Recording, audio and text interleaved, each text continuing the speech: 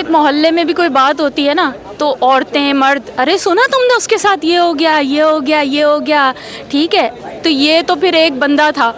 اس کا تو لوگوں کو اور مزہ آ رہا تھا دیکھ دیکھ کے سن کے، چلو یار پھیلاتے، دیکھا وہ سامر لیاقت کس نے کیا کیا ہے، دیکھا کیا کیا ہے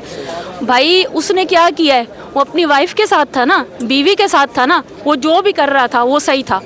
اس نے گھوما پھرا، وہ لباس میں تھا بغیر لباس کے تھا، اس کا گھر تھا، اس کا حق تھا،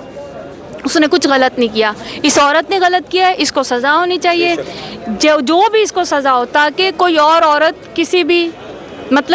اپنے شوہر کے ساتھ اس طرح نہ کرے،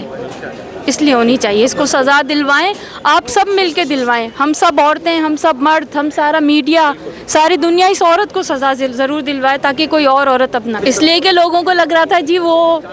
گیم شو کرتا ہے، سب کرتا ہے، یہ رونا بھی اس کا ڈرامہ ہے، یہ تو پاگل آدمی ہے، تو ڈرامے باز ہے، اب مر گیا ہے، جب ڈیتھ ہو گئی ہے، جب وہ نہیں رہے تو سب کو لگ رہا ہے ارے وہ تو سچا تھا بندہ،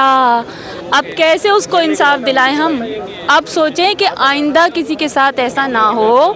اس کو بچا لیے گا، اللہ کا واسطہ آپ سب کسی اور کو بچا لیے گا، کسی اور عامر لیاقت کو، کسی اور انسان کو بچا لیے گا۔ اس پہ یہ کہنا چاہتی ہوں کہ جو بھی ہوا ہے یہ غلط ہوا ہے، کیونکہ ان کی ڈیتھ اس طرح بنتی نہیں تھی، وہ ڈپریشن کا شکار تھے،